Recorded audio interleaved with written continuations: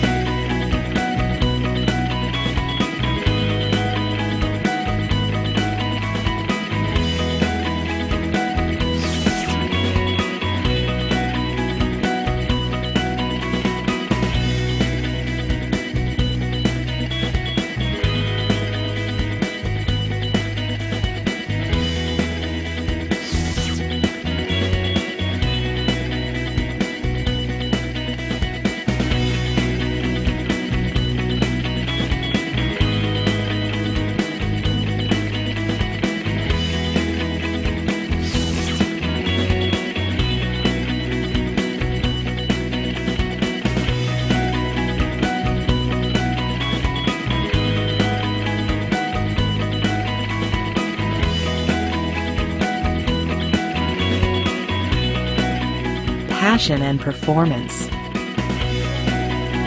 options and opportunities, science and scalability, expertise and experience. Scitec, delivering technology beyond our customers' imagination.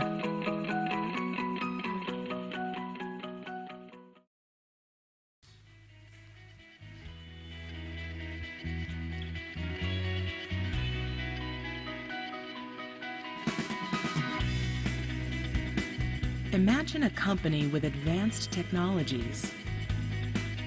A company so definite in its vision, strategy, and global reach, industries are inspired to design differently, encourage ingenuity, cultivate creativity, embrace sustainability, to push past potential to possible. This is Scitec.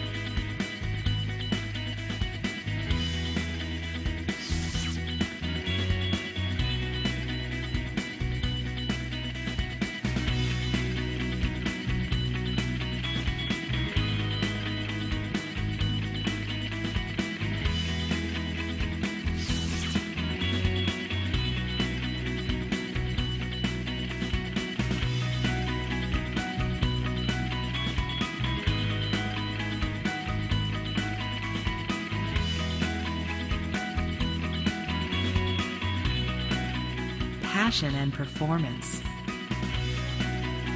options and opportunities, science and scalability, expertise and experience. Scitec, delivering technology beyond our customers' imagination.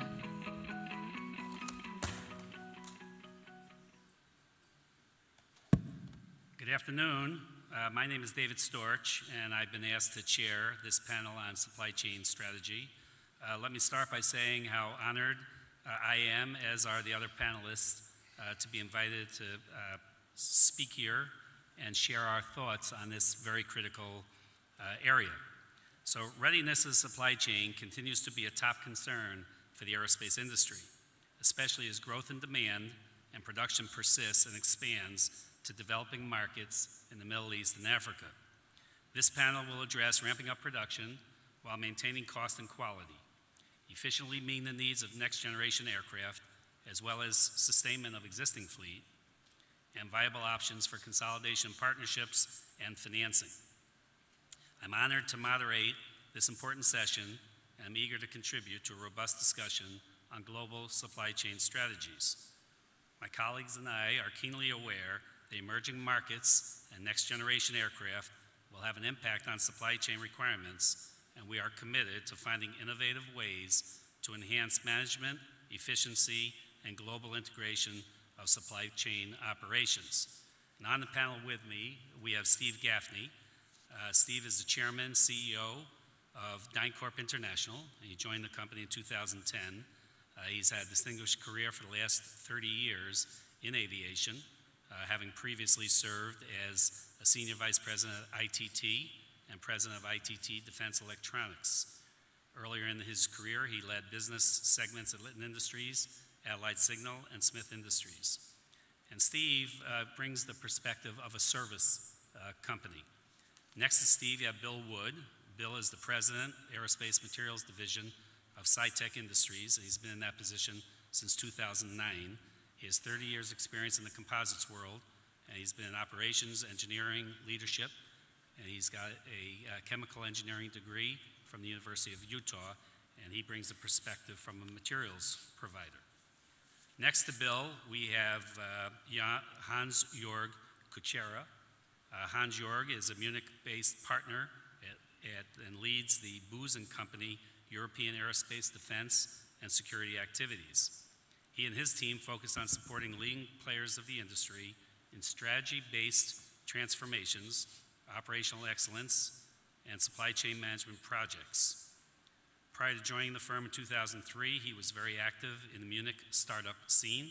He earned his PhD in physics from a university in Munich, and we're honored to have Hans-Jörg, and he brings a perspective from the consulting industry. To Hans's left is Jean-Paul Ibanga.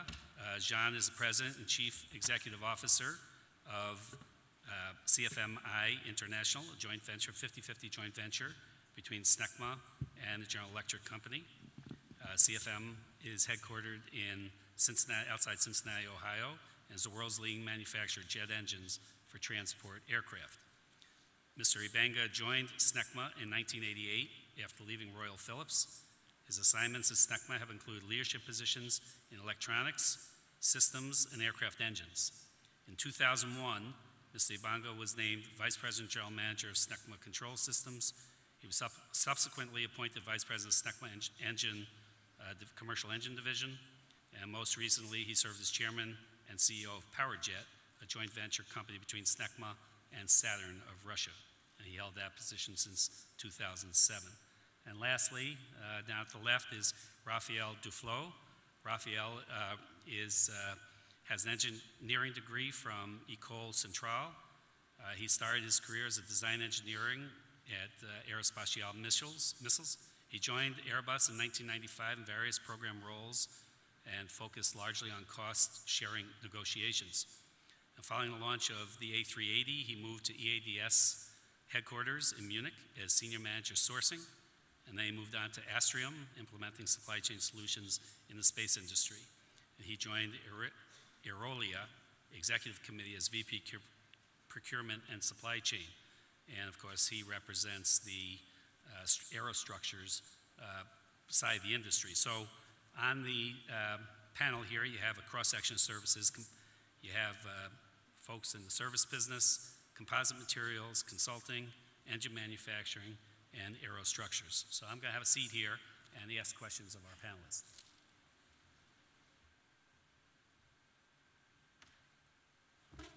Okay, and let me start with you, Stephen.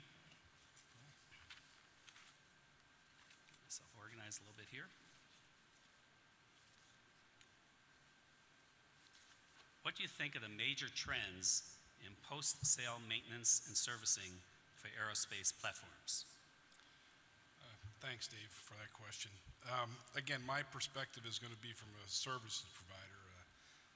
DynCorp International has been in the aviation business since the late 40s. And in fact, we started with an airline moving cargo up and down the coast of California.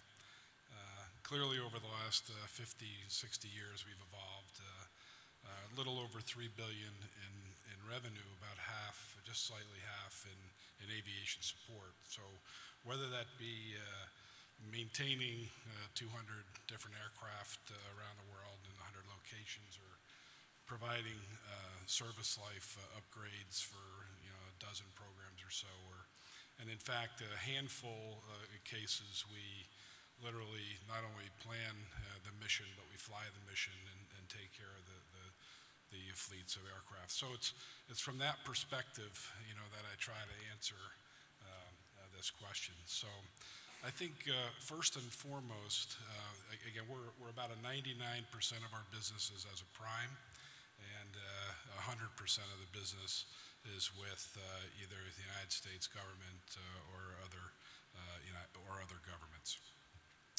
So I think one of the major trends in aviation support has been the transition from, this is a high barrier to entry business.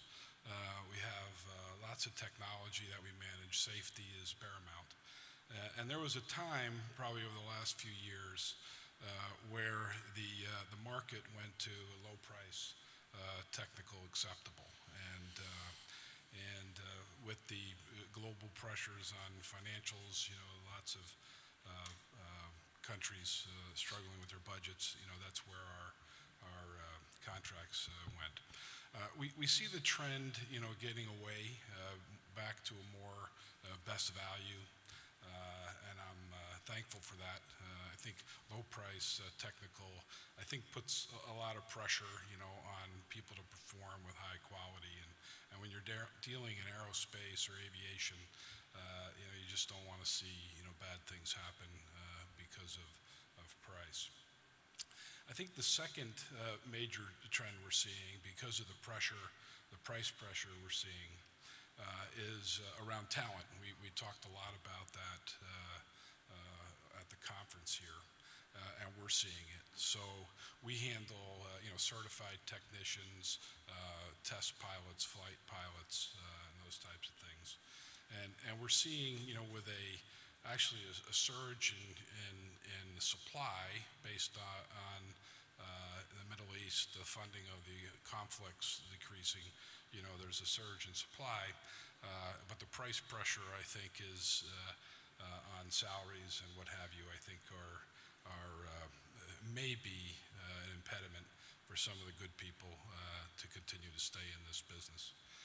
I think the third, probably and final trend is there is the buyers, the consumers, the owners of the fleets of aircraft, whether they be rotary wing or fixed wing, they're educated buyers, and we deal with aircraft that are generally not the first release of aircraft. These are generally more legacy platforms.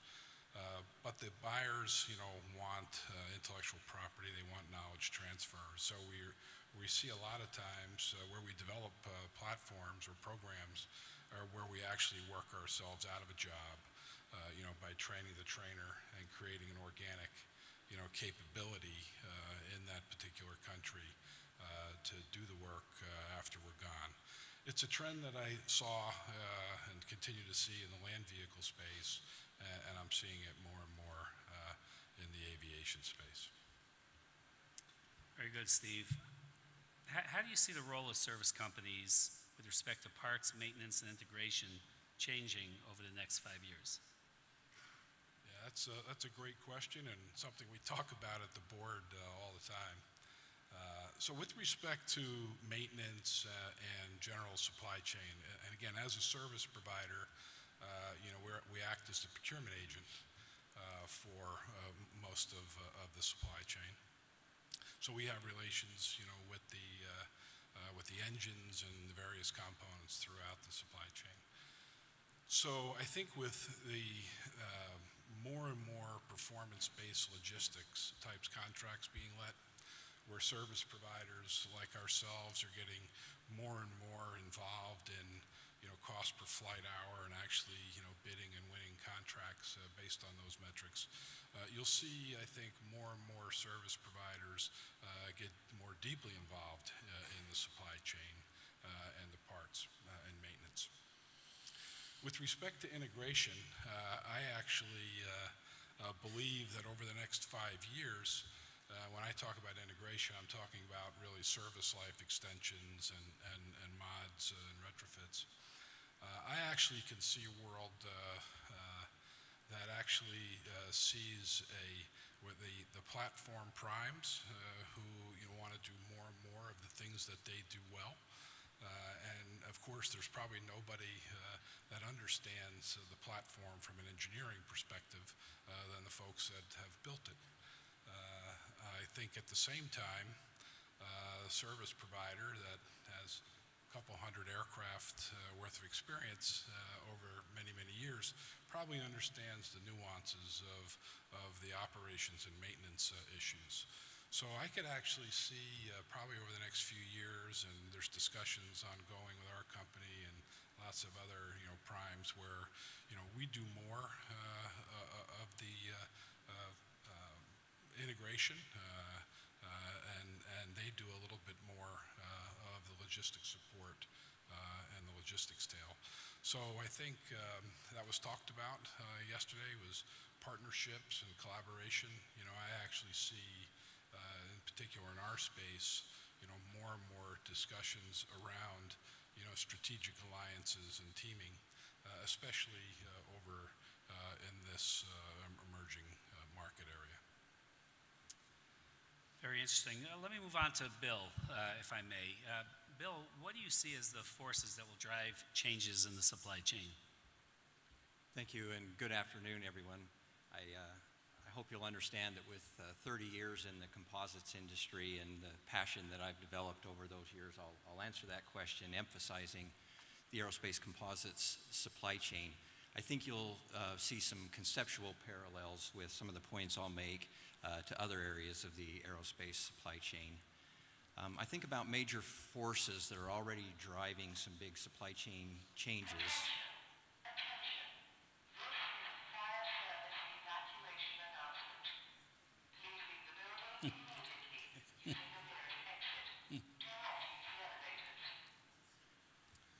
I'll only take a little offense at that, actually. Well,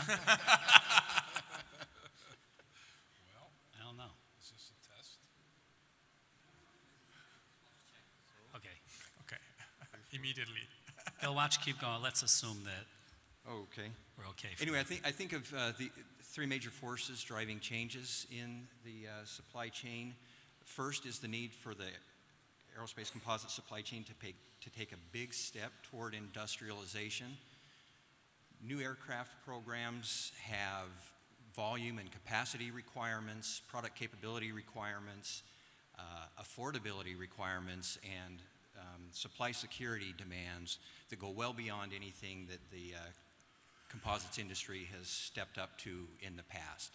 We're no longer a niche or a cottage industry, and we need to make those changes. Second is the impact of emerging markets and the influence they will have about footprint decisions. And those of us who heard Boeing's Randy Tinseth yesterday talk about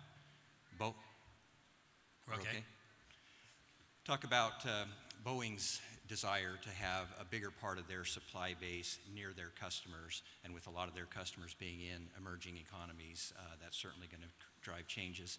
And then finally is the impact that adjacent markets or adjacent industries that are developing composite materials and capabilities, maybe in some cases in different directions, or in some cases very rapidly, maybe more rapidly than work that's being done in aerospace composites.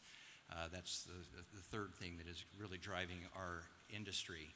And just to give a couple of quick examples on each of those, first of all, in the industrialization trend, there's an opportunity now for the OEMs, their subcontractors, the material suppliers to really take full advantage of the fact that going forward, new programs are using relatively large volumes of a relatively small number of products and technologies.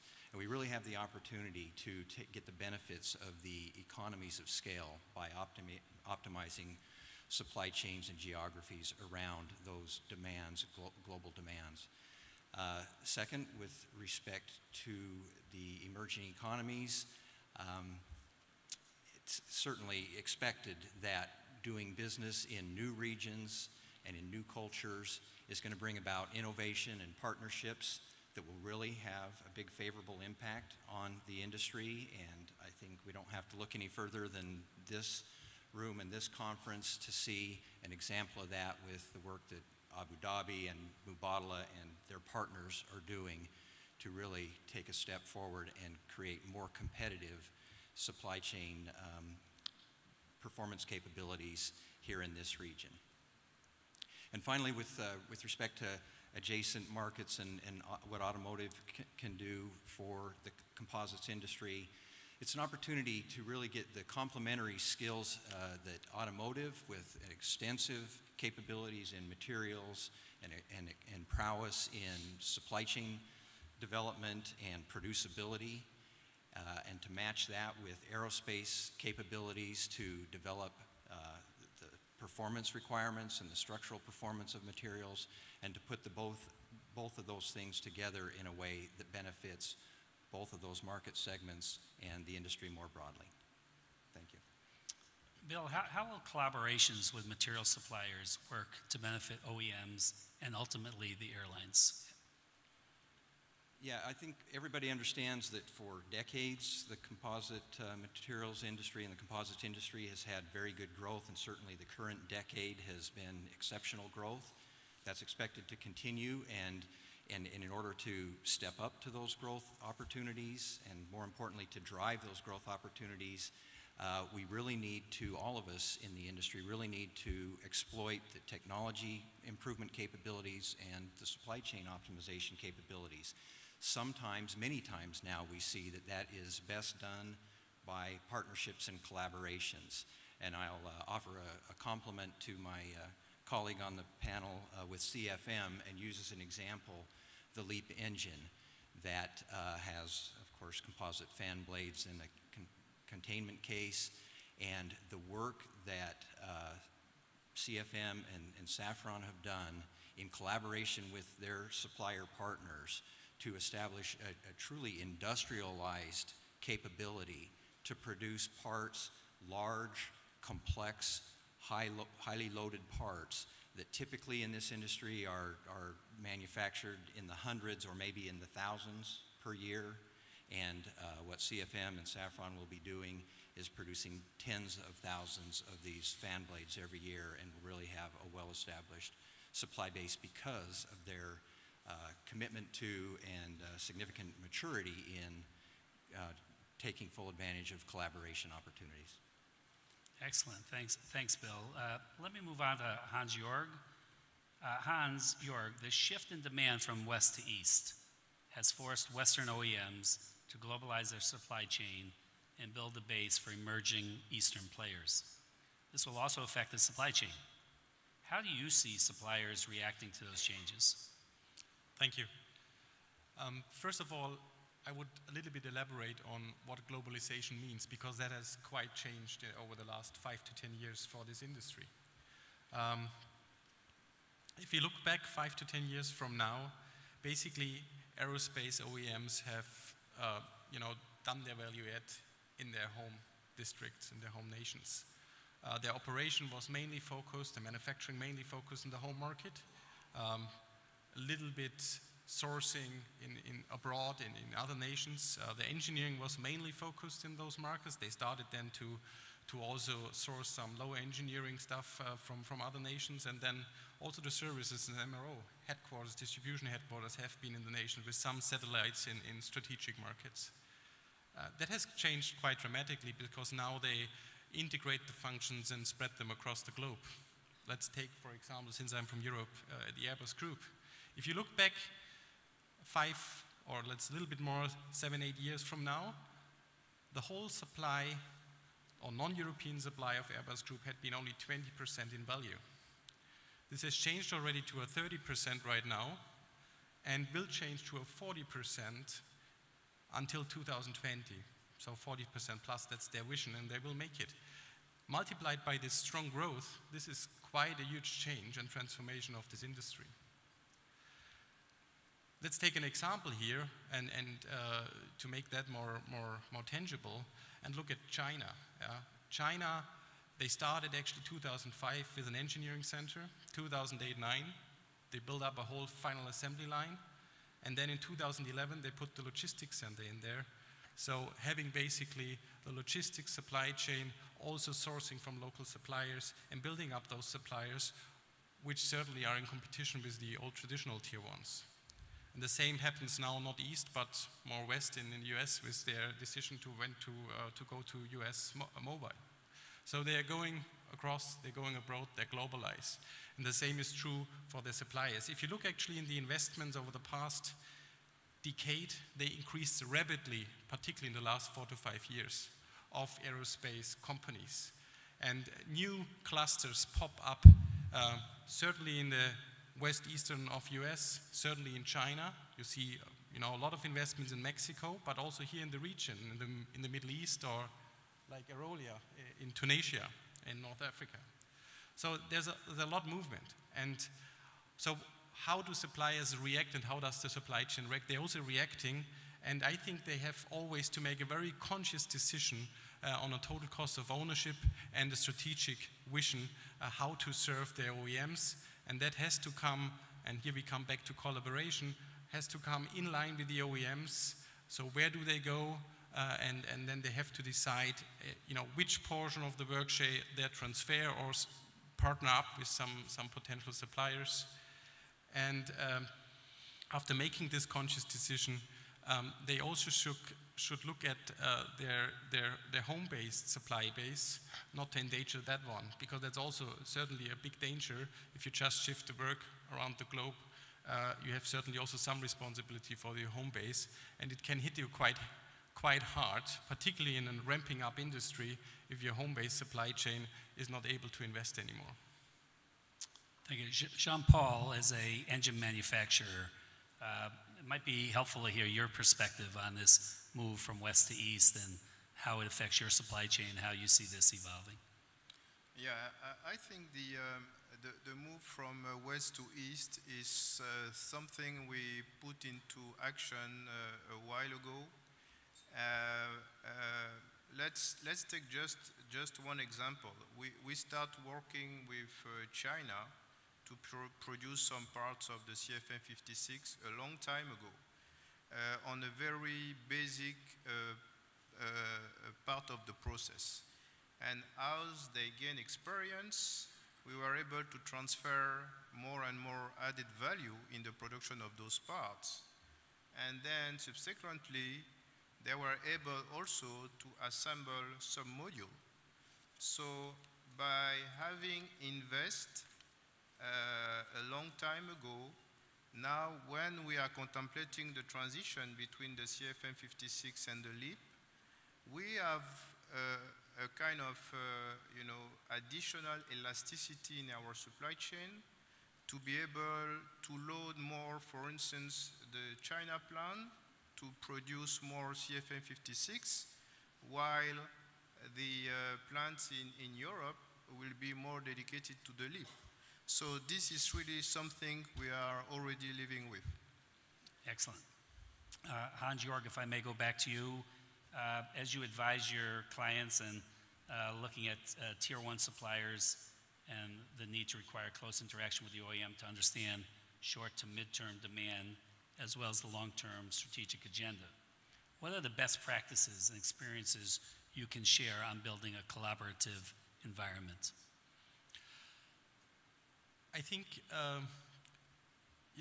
this whole pressure on the supply chain, with the increase of the rates and so on, made the whole supply chain vulnerable. And most OEMs and suppliers, tier ones and below, have realized that collaboration is key actually to fulfill the demand. The big thing actually, what is important to know, collaboration is a two-way street, right?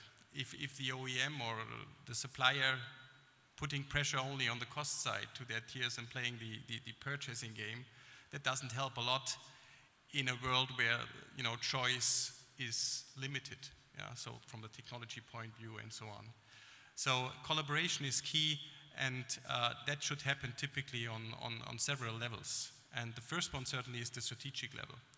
And when I mean strategic, I think, you know, suppliers should be very much aligned with their OEM on, you know, what do they plan on the assembly footprint, what production technologies they use and prefer for certain things. They should align on that. They should also think about, you know, what markets they want to penetrate. So typically offset applications come along with that, so that could be also supported by the supplier. And that helps them actually to be the choice afterwards when it comes to the choice. So I think that is important. And giving here some examples, you know, if you look, for example, at a supply of wires and harnesses, typically a lot of labor in there, and it's not very complicated, so this can be done basically everywhere. So do it better, you know, where you fulfill your demand, and maybe you can fulfill some offset applications. And one of my clients did that quite successfully. Or if you look at the A350, where they build up, you know, technology collaboration between the tier suppliers. So a Spirit had actually to collaborate with a Premium Aerotech to on the same technology. So to fulfill the very, very tense ramp-up plan. Then the second level certainly is a tactical planning collaboration. And that's also a two-way road. So the OEM has to give a full transparency on the forecast program, you know, on all levels. And that has certainly to be picked up by the supplier and then cascaded down into their tiers. And there are some efforts right now already happening with new systems like Air Supply in Europe, and Boeing has a similar system that supports them in collaborating across suppliers along the supply chain with a common language, with a common standard. But visibility is one thing, though, that's the planning good thing, but also risk management from the suppliers to really understand, you know, where are my risks in supply chain, and work very openly and transparently in the supply chain. How to mitigate those is, I think, key to be successful. And last but not least, operational execution collaboration. So really letting the OEM in, or this the tier one in the lower tiers, to support them to get better in their operations and so on. So I think these are the three levels that we see and that work quite well. So Jean-Paul, as you look at the order books for the Airbus Neo and the Boeing Max, how do you ramp up for production, and how do you take into consideration? And the question is whether these orders are firm and reliable. I think there are two questions in your question. Let's start with the second one. You know, as a supplier, we have to deliver. You know, our customers are asking us to supply engines, and we have to deliver. But to your point, what is critical for us is the program assumption, because basically we are investing heavily, and the return on investment is far down the road. So for a big company like us, but even more for second tier or third tier supplier, it's really a big deal, because they are betting basically the future of the company on some assumptions. So I think, to your point, the transparency throughout along the supply chain is key to make sure that all the different levels get the right visibility to make the appropriate decision. So this is on the first part of the question. On the second part of the question, on the first part about how we prepare ourselves for the ramp up of the LEAP on the Max and the Neo. Just to put that in perspective, you know, during the first 3 years of the LEAP program, we are going to move from 0 engines to 1,500 engines per year. If you take the CFM56, the most successful engine program ever, to move from 0 to 1,500 engines a year took us 30 years. So basically, with the LEAP, we are going to achieve in 3 years what we did with the CFM in 3 decades. So this is the level of challenge we are talking about. So to be able to do so, I think the first keyword was significant investment to prepare ourselves to face this ramp-up. Not only us as the OE, but also our suppliers. For instance, we invest in new plants, especially to support new technology production, but we have also some of our suppliers investing in new plants to support the same growth. So significant investment for a lot of years from now. The second point is managing carefully the production readiness. Basically, the first serial engines will be produced in 2015, but we are already working flat out for the past 4 years to be ready on time. That means, investing, training, making sure that the whole supply chain will be ready to face the ramp-up. And last but not least, I think it's a new level of collaboration between the different levels of the supply chain. There is a paradox because as our customer, the airlines, are looking to extract more value from our product, that means a lot of pressure on price. So there is a kind of temptation, to have some hard discussion between the different levels of the supply chain on price. And so having a kind of relationship, customer-supplier, okay, which is okay, but not really optimum. I think all the agents around the chain should really bring the partnership spirit in the party. That means it's not about protecting my turf, but about how we can win better together. Excellent, excellent. On that subject, Raphael is one of the largest airframe manufacturers in the world. How do you prepare your business for ramp-up? Well, I would say, listening to all what has been said so far, everybody understood that the ramp-up is huge, and it's the same for the airframe. And the preparation for it is manifold, but I will just comment on a few items. First, we need to look for capacity. And this capacity you can either develop across the world, because there are many countries, many places where newcomers are coming up. We've heard about this before. And Aerolia is a player in that game. So we are definitely, we are a local actor here, by the way, in the Emirates.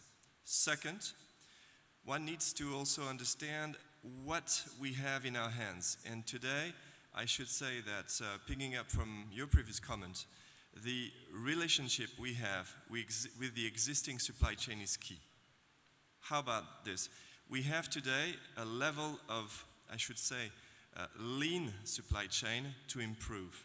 The relationship between myself, procurement, and the boss of the supplier is not always the best. And out of that relationship, you can either create value or destroy value. And as we speak, we are running a big program in Aerolia to understand where we are, so we ask feedback from our key suppliers to understand how clever we are in executing our work with them. Because there, we are wasting so much energy that there is a capacity which is existing, which we are daring to use. So this is the second one, it's interpersonal. And the third one, of course, it's everything to do with sales and operative planning. To have a lean demand all across the board. Everybody knows about the bullwhip effect. Today, we are at rate 42. And to manage rate 42, the demand goes between 20 and 60. So obviously, if we were to start looking at that phenomena, to go to rate 50, hopefully we can go from 45 to 55, but that means we would immediately harvest the existing supply chain without having to invest into far better and greater capacity. So these are the key from my understanding. So Raphael, if I may, what do you see as the key characteristics for an aerostructures company to be considered as a super tier 1? Well, this is a very good question because we've been created 5 years ago as a spin-off from Airbus, very similar to Spirit, which was a spin-off from Boeing, to become a super tier 1. And the key characteristics that I can now take 5 years back, one and foremost is one needs to have money because we are a capital intensive player. Our structure requires to be able to do risk-sharing partnership, to put money down on the table that you will recoup a couple of years after. Secondly, you need to have a great design office because a super tier 1 needs to be able to have design and build capabilities. So design office is key. And thirdly, I would say you need to be you need to manage an orchestra which is the global supply chain. And that orchestra, I mean elements like a sales and OP, which I just referred to earlier, but also internal capacity, wherever they have to be, close to the end customer, of course, so this is the assembly. And then, of course, this wide supply chain that we all discussed about. So those three characteristics become, to me, a super tier 1. Let me just throw out one question to the group, and feel free to answer. How do you see innovation? How critical is innovation in the growth and development of our industry, and particularly as it relates to the supply chain? I'll start on that. It's not yet determined what the next decade's new aircraft, how they will be designed and built in terms of materials and processes. And we do understand that the trade studies say decisions could move to different types of materials depending on the progress in innovation in the next 5 to 10 years. So using composites as an example, we're generally fairly low on the maturity curve as still a fairly new industry, and the opportunity to improve how materials are developed and qualified, how composite parts are fabricated, how aircraft parts are designed to really fully take advantage of the capabilities that composite materials can provide. Really, as there's a lot of room yet to innovate and ultimately drive those types of design decisions. It's a great question because when we are talking about innovation, normally we think about new product, and I think innovation is as key on the product side as it is on the production side. I mean the supply chain side, because let's take just two examples.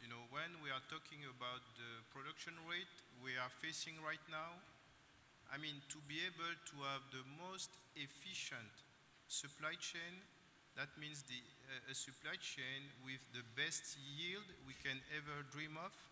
This requires a lot of innovation. I mean, when I'm looking at what we are doing, for instance, to produce these new advanced technology fan blades, basically we are investing a lot of money just to make sure that day one, in 2015, we will be able to produce these blades with the right yield. I mean, that means almost 100%. And this is really hard work and a lot of money, a lot of talents to be able to achieve that. Another example, we are going to produce the LEAP engines with 3D manufacturing. Of course, we can do parts with 3D manufacturing, but with the rate we are talking about, I mean, this whole hotel will be full of machines. If we want to have an efficient process, we need to work on the process and reduce, every single bit of the process to make it more efficient. And this is just innovation. Raphael? I may add to your point, because I fully agree. Innovation can also be in how you vision the supply chain efficiency. And the example we have come up with, and it's not us, Aeolia, it's us plus our suppliers. We've put up an industrial park in Tunisia, which came from scratch. And there we have implemented a complete value chain from raw material, and we do actually a substructure of the aircraft. And we have 6 partners with us on a custom-free zone. And all of this has been implemented as a joint approach, which to me was a complete innovation, as opposed to the normal supplier relationship.